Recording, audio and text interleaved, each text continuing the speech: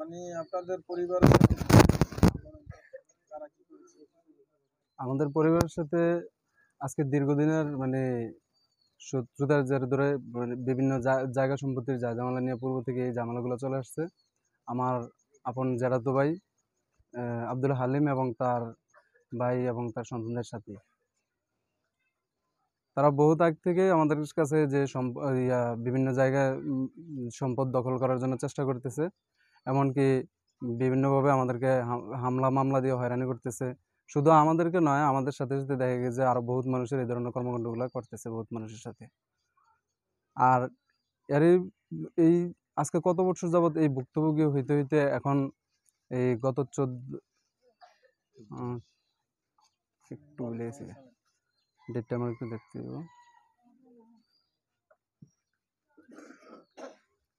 14 মে, গত 14 মে আমরা কেউ বাড়িতে নেই। আমার ছোট ভাই দেশের বাইরে থেকে আসছে, ওর আবার চলে যাবো বিদেশে। পরে আমরা ওর শপিং টপিং নিয়ে আমি একটু ব্যস্ত। তারপরে আর আমার দোকান আরেক জায়গা থেকে মুভ করে মহিষিল বাজারে নিয়ে আসছি। তখন এখানে আমাদের যে মালামালগুলা ওইখানে বাজানোর জন্য আমরা বাকি 2 ভাই ওইখানে চলে গেছে। বাড়িতে বাবা মা ছিল আর আমার বড় ভাইয়ের ওয়াইফরা ছিল। তারপর তারা খালি পাইয়া ওই বাড়িতে আমার জেঠু ভাইয়ের ছিল হাফিজুল্লাহ এবং তার চাচারা মিলে আসে ওই বাড়িতে। আইসা আমাদের আমাদের ওই যে একটা মালটা গাছ ছিল লাগাইছে ওইখানে, ওইটারে আব্বা আবার এটা নেট দিয়ে বেড়া দিয়ে রাখছে যেন বাচ্চারা কোনো নষ্ট না করতে পারে।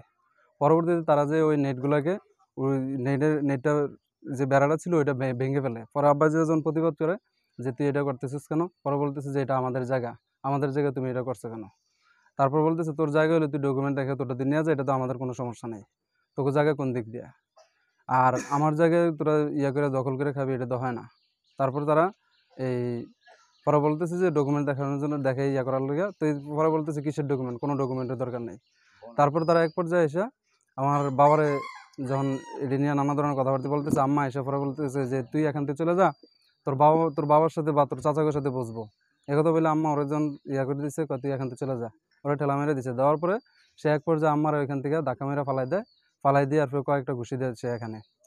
এই হাফিজুল্লাহ, আব্দুল হালিমের ছেলে হাফিজুল্লাহ, ঘুষি মেরে তারপর সে এখান থেকে আরেক জায়গায় যে ওইখানে বুক ফুলে আবার বলে যে আজকে বানাইছি নজরুল বউরে দিরা দিছি কয়েকটা ঘুষি। তারপর এই আব্বারা যখন ঘুষি মারে আর আম্মারা যখন ঘুষি মারে, পরে আব্বা যখন আগে যাওয়ার পরে আব্বারা সে ধরে দৌড়ের মধ্যে চাপ দিয়ে ধরে রাখে। তারপর ওইখান থেকে যাক আমার বড় ভাইয়ের ওয়াইফ যে কোনো রুমে ছুটিয়ে নিয়ে আসছে। আসার পরে সে ওইখান থেকে আইসা আমাদের এই জানলা এগুলা থাই গ্লাসের জানলা এগুলা ভাঙছে, ভাঙা ভিতরে ঢুকে যতটুকু পারছে আমার গলার চেনটা নিয়ে গেছে, ভিতরে যে যতটুকু পারছে আলমারি ভেঙ্গা অর্থ লুট করে আর নিয়ে গেছে। হাফিজুল্লাহ এই ধরনের কাজ করছে, হাফিজুল্লাহ এবং মুজাম্মল তারা মিলে এই কাজগুলো করছে। তারপর এখানে তারা 3-4জনের মতন ছিল। পরে আমি ওইখান থেকে এই আব্বা যখন ফোন দিয়ে এগুলোর পরে যখন ফোন দিয়ে বললো যে এই অবস্থা হইতেছে বাড়িতে, তোরা কোথায়, একটু তাড়াতাড়ি বাড়িতে আয়। পরে আমি ওইখান থেকে বাড়িতে আসি। বাড়িতে এসে তারপর আমি এখানে এসে এগুলো যখন তাদেরকে আর দেখতে পাইনি বাড়িতে, তারা এখান থেকে চলে গেছে। পরে আমি এসে এই ভাঙ্গাগুলা ভিডিও করলাম, ভিডিও করে তারপর আমি নিয়ে গেলাম এই চান্দিনা তখন বোর্ড অফিস অফ হয়ে গেছে, ইউনিয়ন পরিষদ। তারপর আমি চেয়ারম্যান সাহেবের কাছে গেলাম, যে চেয়ারম্যান সাহেবের আমি বিষয়গুলো জানাই এলাকার যে গণ্যমান্য ব্যক্তিবর্গ আছে আমি তাদেরকে বিষয়গুলো জানাবো। এই কথা বলে যখন আমি চলে গেছি এখানে যাই চেয়ারম্যান সাহেবের ফোন দিলাম, উনি বলতেছে যে আমি তো আছি বাড়ারা ব্রিক ফিল্মের মধ্যে।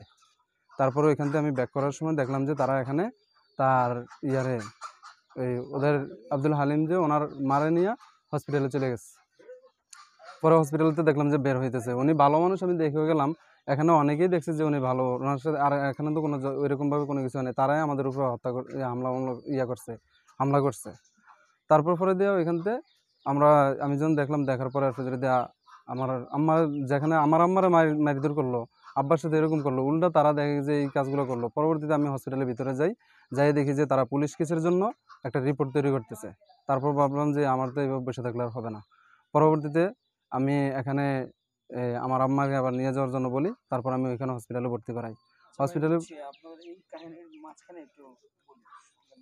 সংক্ষেপে বলেন আপনাদের সাথে ওনাদের কয় শতাংশ জায়গা নিয়ে বিরোধ?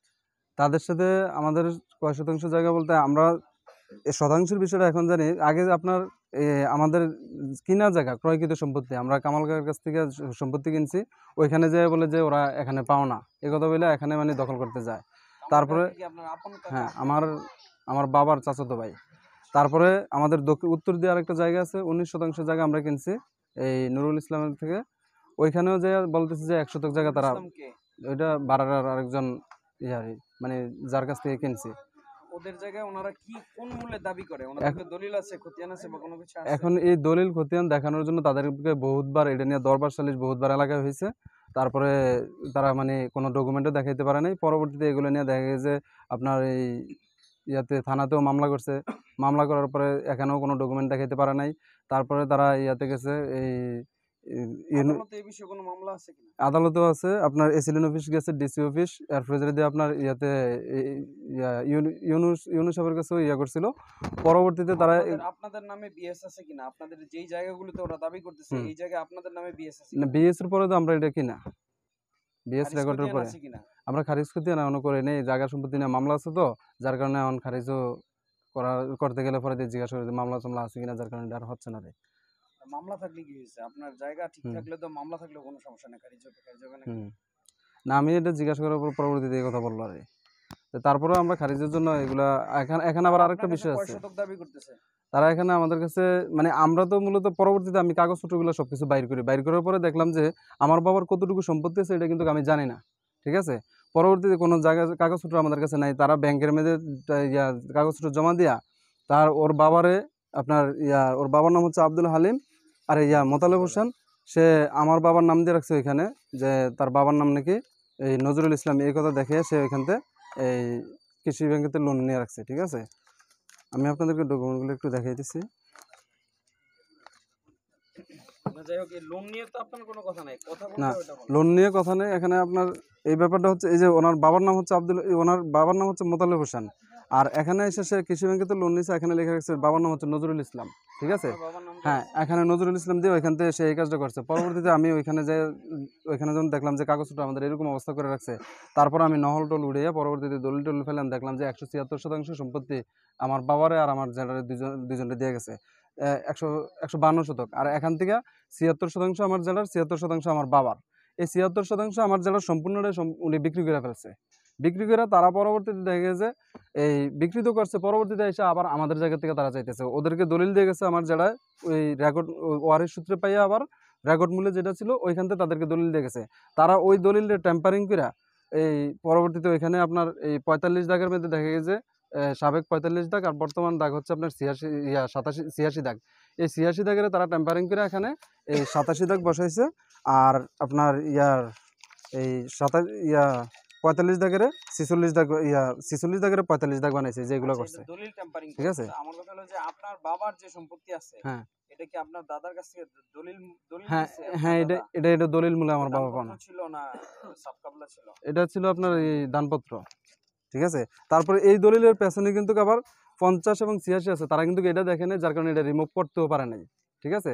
তারপর আমি নহল উড়ে দেখেছি যে এই পরিস্থিতি, সাব রেজিস্ট্রার অফিসে যাইয়া নহল উড়ে আনছি, আনার পরে সবকিছু দেখানোর পরেও তারপরে তারা এটা মানতে নারাজ। পরবর্তীতে এটা নিয়ে দরবার সালিশ হয়েছে। দেখালেন কোথায়? দরবারে? হ্যাঁ, দরবারে দেখাইছি, দরবারে দেখানোর পরে তারপরে আমি নহল আইনা দেখাইছি সাব এখানে রেজিস্ট্রার যারা অফিস আপনার থেকে। পাশে আছে তারা কি এই দরবারে ছিল? হ্যাঁ, তারা সবাই ছিল এই দরবারের মধ্যে। কারণ উনি যে কথা বলতেছে এগুলো সত্য কিনা একজন বলেন, আপনারা যারা হ্যাঁ, দরবারে ছিলেন। এগুলি সত্য। আসলে মেইন ঘটনা হচ্ছে গত কিছুদিন আগে একটা দরবার হয়েছে। এই দরবারে ছিলেন বর্তমান চেয়ারম্যান বারাইনের আহসান হাবিব ভূঁইয়া এবং চান্দিনা উপজেলা স্বেচ্ছাসেবক লীগের সাধারণ সম্পাদক আমির হোসেন আমু, এবং স্বেচ্ছাসেবক লীগের সভাপতিও আসছিলেন জুয়েল কাজী, উনিও আসছিলেন শেষ পরে লাস্ট ফিনিশিং মুহূর্তে। আসার পরে আসলে এই কাগজপত্রগুলি যখন আমরা দেখি, টোটাল তার দাদার যে সম্পদগুলো, ওই সম্পদের ভিতর থেকেও মোতালেব হোসেন 4 শতক জায়গা ওভার বিক্রি করে রাখছে। ওনার ছেলেদেরকে যে দলিলপত্র দিছে ওই দলিলের পর মানে ওভার 4 শতক বিক্রি করে ফেলছে। তো যখন এটা নিয়ে আমরা কথাবার্তা বলার পরে চিন্তা করলাম তারা চাচ্ছ ভাই আসলে এই জায়গায় আমরা কেউ থাকবো না, তো তাদের একটা মিলের সলিউশনের দরকার। ওই সলিউশনটা করতে দেয় সেরা আমরা যারা ছিলাম দরবারে তাদের উপরে হিসাবে জোর প্রয়োগ করা হয়েছে। জোর প্রয়োগ করে সেরে যেভাবে হোক ওই 4 শতকের একটা ল্যাপস দিয়ে সেরে একটা মিলজিল করছিলাম, কিন্তু তারা শেষ পর্যন্ত এটা তো মানে নাই। এটা মানে নাই ওই হালিমগং তারা মানে নেই, না মাইনা সেরা তারা তো বিভিন্ন আইটেমের প্লাস আজ থেকে 2-2.5 বছর আগে একটা দরবার করি, আমি নিজে যাই ওই বাড়িতে, তাও ওই জায়গা সম্পদের বিষয় নিয়ে। ওই দরবারের ভিতরে দরবার করে আসার 5 থেকে 7 দিন পরে তারা আবার একটা মামলা করে আমার নামে। শুধু আমার নামে না, এই যে উনি আবুল, ওনার কিন্তু চোখ নাই, ওনার ছেলের নামে। ওনার ছেলে তখন থাকে কই সৌদি আরব 6 মাস, সৌদি আরব অলরেডি 6 মাস। ওনার ছেলে রাশেদ ওমান থাকে, হ্যার নামও মামলা।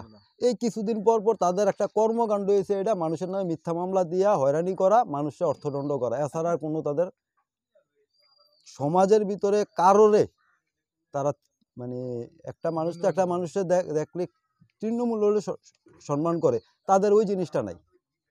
না মানে চেয়ারম্যান, না মানে মেম্বার, না মানে গ্রামের গণ্যমান্য, কারোরে না। বাস তাদের মন মতন না হইলে তারা বাস কাগজ তো আর তাদের মন চাইবো না, কাগজ তো চাইবো কাগজের ডকুমেন্টস, মানে কাগজের বলে কথা বলতে গেলে তারা মামলা করে। এই পর্যন্ত যে কত মিথ্যা মামলা করছে এটার কোনো শেষ নাই, এই কিছুদিন পর পরই। আসলে এভাবে গত কিছুদিন আগে যখন ঘটনা হয়েছে, আমার ফোন দিল, আমি তাদের বাড়িতে যাই না, কারণ যাই কি আসলে মামলা কেমনি। আজকে যে জায়গায় সাংবাদিক সম্মেলন করতেছে বা আপনাদেরকে জানতে আসছেন, আসলে এই জায়গায় অনেক মানুষ আসতেছে না, তাদের এই সমস্ত কর্মকাণ্ডের কারণে। কে যাইয়া কার কাছে পড়ব, মানুষ কিন্তু আতঙ্কিত এখন, কারণ মামলা করলে থানাওয়ালারা এটা টোকায় না, মামলা করছে আসামি ধরে নাও। এখন আসামি ধরে নিলে এমন কথার কথা মনে করেন আজকে আমার নিল, আসলে ইজ্জত গেলে তো আমার যাইব, ওই চিন্তা করেও দেখা গেছে অনেক মানুষ সামনাসামনি হইতে চায় না তাদের। আসলে এইভাবে করে তো এই মানুষ জনজীবনটা একটা দুষ্মকর হইয়া দাঁড়াইছে। আপনারা এখন কি চান প্রশাসনের কাছে বা ঊর্ধ্বতন কর্তৃপক্ষের কাছে? আমরা প্রশাসনের কাছে এবং ঊর্ধ্বতন কর্মকর্তার কাছে চাই, এই যে ফ্যামিলিটা যে ঝামেলাগুলি আছে, তাদের এই জায়গা সম্পত্তি ঝামেলা আছে, দরকার তো কাগজপত্র দেখা যদি সুষ্ঠু সলিউশন দেয় ওয়েল, কোনো সমস্যা নেই। তারপরে এই যে মিথ্যা মামলাগুলি করে, এগুলির থেকে যাতে বিরত রাখতে পারে, এটা হচ্ছে সবচেয়ে বড় বিষয়। কারণ তারা 2 দিন পরও মিথ্যা মামলা করো, মানুষ হয়রানি করব। আমরা তো থানায় মামলা করছে, থানায় গেছি, যাইয়া সেরা যেভাবে হোক একটা দারগা ধইরা যেভাবে হোক একটা মিলজিল করতে হইতেছে। অতীতে তাদের এই যেটা সমস্যা সমাধান করতে গিয়ে কয়েকবার আপনারা এরকম মেলদর্পণ নিয়ে বসেছিলেন? কয়েকবার, একবার দুইবার না, অনেক কয়েকবার। এটা তো কিছুদিন আগের কথা বলছি। গ্রামের সামাজিক মানুষের বিচার মানেন না নাকি? কারোর কথাই মানে না, সামাজিক না শুধু আপনার। এই গত কিছুদিন আগে যখন থানাতে একটা দরবার হয়, ওই দরবারের ভিতরে রণবীর, সাংবাদিক রণবীর, উনি থাইকা তাদেরকে তারাই নিছে, রণবীর দ্বারে নিয়ে সেরা কিছু কথাবার্তা বলছে, বলার পরে দেয়া রণবীর দা শেষ পর্যন্ত থাইকা বলছে যে ঠিক আছে আমি এটা পুনরায় ডেট করে এটারে এটা মিলজুল করে দেব। এরপরের থেকে রণবীর দেয়া মনে হয় মিনিমাম তাদেরকে 100 বার কল দিছে, তারা মোবাইলের ধরে না, রণবীরদের কাছে যায়ও না, তারা রণবীর মানে না তখন আর। আসলে এইভাবে কইরা তো ওই দারগারা তো বা থানাওয়ালারা প্রশাসনিক কাগজ লেখছে, কাগজের উপরেই তারা প্রথমত হস্তক্ষেপ করে। আসলে এটা ঘটনা সত্য মিথ্যা কি এই জিনিসটা তো পরবর্তীতে যাচাই করে, কারণ আমারে ধরে নিলে তো আমি অসম্মানী। এই জিনিসগুলি আসলে এটা আপনারা আসছেন, আপনাদের মারফতে আমরা প্রশাসনকে অবগত করতে চাই, এই ফ্যামিলিটা যাতে এইরকম কর্মকাণ্ডের ভিতরে ভবিষ্যতে লিপ্ত না হইতে পারে, এটার ব্যাপারে যাতে প্রশাসন একটা কঠোর ব্যবস্থা নেয়। আর আমার সাথে সে তো আমার ওনার সমাজে সমাজে আছে। ছিল, সমাজে আমার সমাজে তো তার আছে। আগে আরেকজন সমাজে ছিল। তো আমার সমাজে আসছিল, আমার এখানে থাকার আগে দিয়া আলিয়ান চেয়ারম্যানের লোক আসছিল, তো হিন থেকে আইতেছে আমার এখানে। তা আমার এখানে কিন্তু দেখি কি হ্যাঁ প্রতিবাদ রাজ্যের লোকে আমার কাছে বিচার আচার সে অনেক বিচার আচার করে সে তার এই কর্মকাণ্ডের কারণে তার কারণ আমাদের যে কথাবার্তা যে তার শোনে না, কিছু বোঝে না, তো শেষে তার বাদ করে দিচ্ছে। তখন কার লোক সমাজ করে তাও জানি না আমি। হ্যাঁ, আমার সমাজ থেকে বহিষ্কার করে দিচ্ছি। সমাজচ্যুত তো আজকে অনেক দিন আগে ছিল আলিয়া চেয়ারম্যানের সাথে হিন থেকে আইতে হচ্ছে আমরা এখানে। আমরা কিন্তু হ্যাঁ বার করে দেওয়া হয়েছে। আমি আমি তার কর্মকাণ্ড এই অবস্থা দেখা তারা আমি বাদ করে দিচ্ছি এখন তারা আপনাদের সমাজের বাইরে আছে। আমাদের সমাজে। কারণ সমাজচ্যুত এখন আমরা সমাজে নাই, কোনো সমাজে নেই, কোনো সমাজে হারান না। হ্যাঁ মানে কথাবার্তা এই দরবারে আপনারা সমর্থিত করছেন, হ্যাঁ আমরা দরবারে কি কয়েকবার দরবার করছি। প্রতিনিধি কেউ ছিল তখন? ওই সময় তো আসলে ওই আ- সময় প্রতিনিধি ছিলাম আমি কিন্তু সাবেক মেম্বার, সাহেব হ্যাঁ হ্যাঁ আছে এই ওয়ার্ডের সাবেক মেম্বার খুরশেদ আলম শাহিন।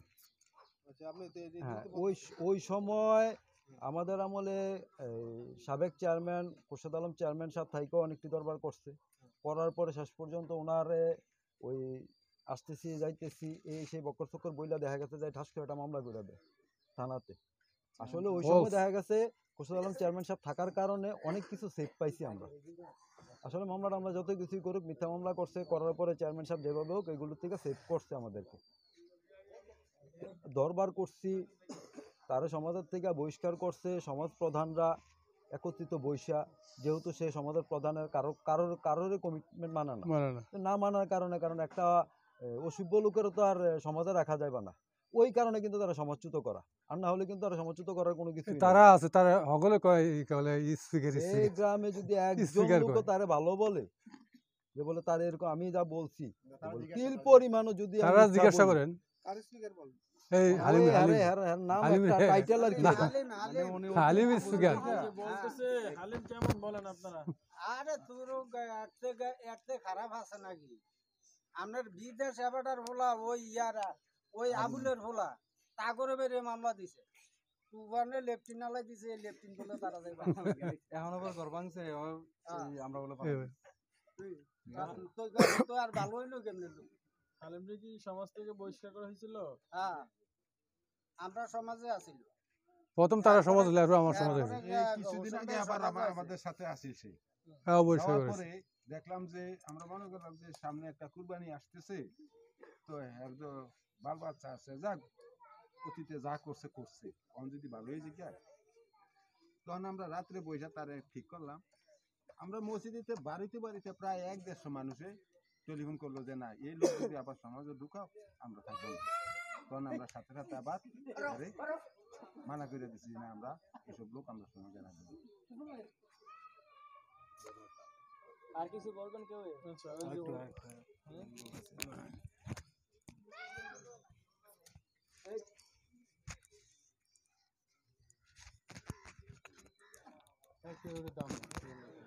আরেকটা শুরু করবো। আরেকটা বিষয় হলো ওনার মূল টার্গেট হলো হয়তো কোনো চাকরিজীবী, না হয় কোনো বিদেশি, ঠিক আছে, প্রবাসী, না হয় কোনো স্টুডেন্ট, তাদের বিরুদ্ধে মানে মামলা একটা ঝুলাই দিব, ঝুলাই দিয়ে দেখা গেছে ওই তাদের কাছে পরবর্তীতে যাই হয়তো সে মামলার হয়তো উনি মামলা করবেন, নয়তো অন্য কারোর দিয়ে মামলা করাবে, করে সে এটা সাক্ষী হয়ে থাকবে, পরবর্তীতে যাই বলবে ঠিক আছে এটা শেষ করে দেবো, আমার এরকম এরকম একটা ইয়া দিতে হইব, মানে কিছু চাঁদার মতো নেই মনে হয় আর কি। সে কিন্তু কোনো কর্ম করে না, শুধু এটা দিয়ে সে এমনি এমনি করে নয়সই করে চলতে আছে, ঠিক আছে। আজকে আমার এলএলবি শেষ করলাম, এলএলএম শেষ করলাম, করার পরও দেখা গেছে এই লোকটার কারণে বাবা মা কিন্তু তার এই অত্যাচার নির্যাতনের কারণে আমার পড়াশোনা করে এতটুকু আনছিল যে ঠিক আছে অন্তত নিজের প্রোটেক্ট করে চলতে পারবে।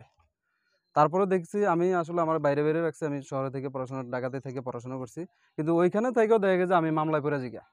তারপরে এই মামলার কারণে আজকে আইসা প্রায় অনেক বছর আমি এই মামলা টামলা নিয়ে একটু দৌড়াদৌড়ির মধ্যে আছি, ঠিক আছে। আর আমার ওই যে বাইরের মানুষগুলো জন প্রবাসীরাও আসে, তাদের বিরুদ্ধেও দেখা গেছে এরকম মামলা টামলা করে দেয়, ঠিক আছে। আমি কালকে মানে ওই ভুক্তভোগী নাই এখানে যে ওনারাও এরকম করছে যে আমি কিছু জানি না, বিদেশ থেকে আসছি, আসার পরে পরে দেশে আমার বিরুদ্ধে মামলা করে দিচ্ছে। তো আবার এরকমও আমাদেরকে হুমকি দেয় যে আমার বাইরের দেশে আসলে ওদের বিরুদ্ধে মামলা করে দিব, ঠিক আছে, ওদের বিদেশ যায় কিভাবে দেখবো, এই করবো সেই করবো, এই ধরনের কর্মকাণ্ড মানে করে আসতেছে কন্টিনিউ, তার এগুলো বন্ধ হয় না।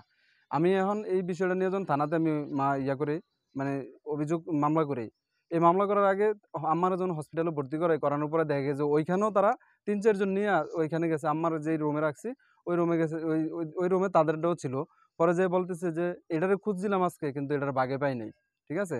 তারপর ওইখান থেকে আমি আসলাম, এসে দেখলাম যে দরজার এই যে মেইন গেটের সামনে ওইখানেও দেখা গেছে 10-12 জন ছেলে নিয়ে হালিম, এই যে আব্দুল হালিমের ছেলে জাহিদ, ও 10-12 জন ছেলে নিয়ে ওইখানে দাঁড়া রয়েছে। পরে ওর চাচাতো বোনকে বললাম যে এগুলা কি, ওরা কারা, কেন এগুলো করতেছে। তারপর ও যে বলার পরে তারা এখান থেকে চলে গেছে। পরে আমার আম্মারে সেভ করার জন্য আমরা ধরো এখানে থাকতে পারবো না, যদি একটা দুর্ঘটনা ঘটে তাহলে এগুলোর দায়ভার কে নেবে? আমার এখান থেকে সেভ করার জন্য নিয়ে তারপরে 4 তলা ওইখানে আলাদা একটা রুমের মধ্যে তারপর আমার রেখে আসি। তাদের এই পরিস্থিতি দেখে পরবর্তীতে বাড়িতে চলে আসলাম। আসার পরে তারা ওইখানে থেকে সাংবাদিক দিয়ে নিউজ টিউজ করা, ঠিক আছে। পরবর্তীতে আমি সাংবাদিককেও জানাই, আমি ভাই ঠিক আছে নিউজ করেন, সমস্যা নেই, আপনি এলাকায় যান, এলাকায় যে মানুষের কাছ থেকে জানেন, যাই না শুনে নিউজ করেন, আমার কোনো সমস্যা নেই। আপনাদের কয়জনকে মারা হয়েছে? আপনাদের ফ্যামিলির কাকে কাকে মারছে? ওই দিন আমার বাবারে এরফেজরে দিয়ে আমার আম্মারে দুজনরে মানে মারধর করছে বেশি, ছিল 2 জন বাড়িতে, ঠিক আছে। তারাই বেশি, তারাই বাড়িতে ছিল, ছেলেরা কেউ বাড়িতে ছিল না। ঠিক আছে। টোটাল মামলা হচ্ছে, আর মেইন বিষয় হলো ওই দিন তারা এই যে জায়গা সম্পত্তি নিয়ে ট্যাম্পারিং করছে আর যাই করছে, এগুলো দিয়ে কোনো রকম কিছু করতে পারে নাই। পরবর্তীতে তারা দলিল সংশোধনের একটা মামলা করছে আপনার ইয়াতে, এই চান্দিনাগড়ে একটা মামলা করছে, 145 নম্বর মামলা। ওইটার মধ্যে তারাই বাদী তারাই বিবাদী, দলিল সংশোধন করে আমাদের জায়গা থেকে তারা জায়গা নিয়ে যাবে, ওই দাগ উল্লেখ করে তারা আপোষ মীমাংসা মানে ইয়া করে দিছে, সোলনামা দিয়ে লাইছে। সোলনামা দিয়ে লওয়ার পরে পরবর্তীতে আমি জানি না ওইখানে যে আমি যখন এটার পক্ষ নিলাম যে না এটা আমাদের জায়গাতে তো আমরা দিতে পারি না। এই পক্ষ নেওয়াতে মূল কেন্দ্র হচ্ছে এটা, যে কেন আমি ওই মামলার আবার পক্ষ হলাম, তারা কেন তাদের মতো করতে পারে নাই। এখান থেকে মানে সূত্র শুরু এখন নতুন করে আইসা তারপরে পরে এই ধরনের কর্মকাণ্ডগুলো আমাদের সাথে হইতেছে। এগুলো শুধু আপনাদের জমি জমার উপরে মামলা করা হয়েছে না কোনো না, এটা তো জমি জমার মামলা। তার আগে আপনার এই যে ইয়ার মামলা করছিল, এই যে আদালতে যে মামলা করছে, ওই মামলাগুলো দেখা গেছে শেষ হয়ে গেছে। এটার হ্যাঁ, এই যে আদালতে মামলা করছিল এই ভাঙচুরের বিষয়টা, এটা কিন্তু 2 বছর আগের একটা কাহিনী, ঠিক আছে। 2 বছর তুফানে ফিরে গেছে, এটারে কেন্দ্র করে যাইয়া তারপরে তারা অভিযোগ করছে, করার পরে এরপরে এই অভিযোগ দিয়ে থানাতে অভিযোগ দিয়ে ভাবছিল যে আমাদেরকে দূরে সরাই রেখে আমাদের জায়গাগুলো দখল করে নেব।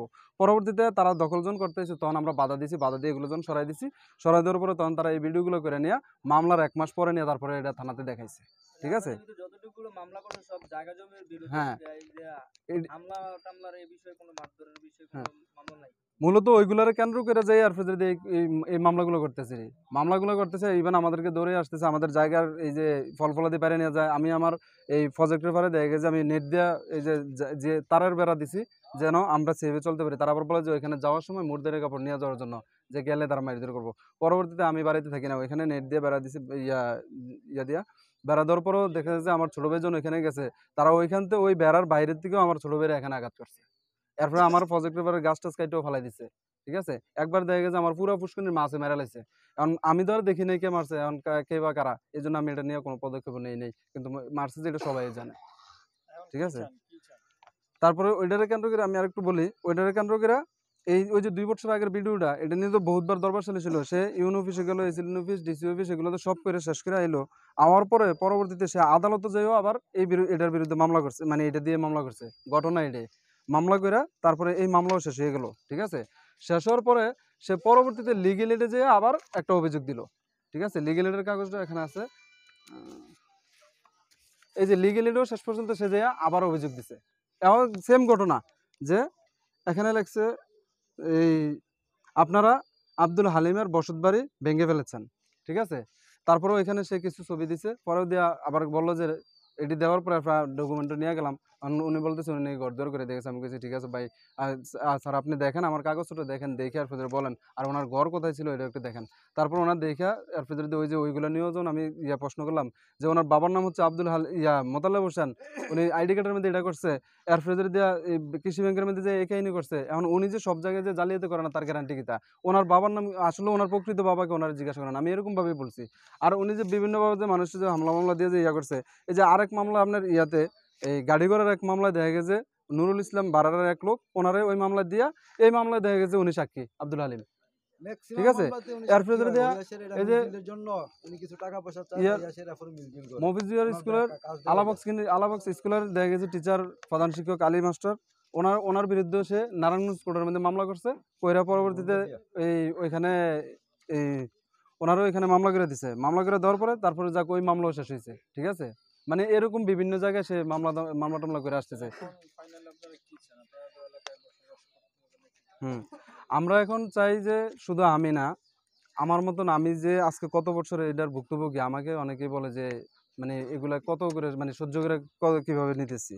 আজকে এত বছর সহ্য করে নিচ্ছি, আমরাও যদিও পদক্ষেপ নিতে যাই দেখা গেছে যে আব্বা আম্মা ওরা আবার বলে যে তোরা এই যে এটা তো করবি, ওর তো ছোট ছোট সন্তান আছে, ওদের অভিশাপটা পরবর্তীতে তোদের উপর লাগবো, ঠিক আছে, এগুলো করতে চাস না। তো তারপরে দেখতাম যে ওইখান থেকে ফিরে আসতাম, কিন্তু আজকে যারা তাদেরকে বারবার সেভ করে আসতো তাদের উপরে যখন হামলা করে লাগছে তখন তো আর মাথা আর এগুলা মানে চিন্তা করার সময় নেই, ঠিক আছে। তো আমরা চাই যে শুধু আমার সেভ না, এলাকার সবাই যেন এই ধরনের হামলা মামলা, আমি তাদের কোনো ক্ষতি চাই না, এলাকার সবাই যেন একটু হামলা মামলা তার অত্যাচার নির্যাতন থেকে যেন রক্ষা পায়, সে যে ধরনের কর্মকাণ্ডগুলো করতেছে এই ধরনের কর্মকাণ্ড থেকে যেন সে ফিরে আসে। আমরা যে সাধারণ মানুষ যেভাবে চলাফেরা করতেছে, এই এলাকার আর কয়েকজন পিছনে লাগিয়ে কার কার এরকম ক্ষতি করছে, ওই যে আরেকজন আছে এরকম ওই যে রুলা হামলা করে, ওই তারও নিয়ে আমরা কি করছে একটু বলবেন? তারে নিয়ে আটকাইছে।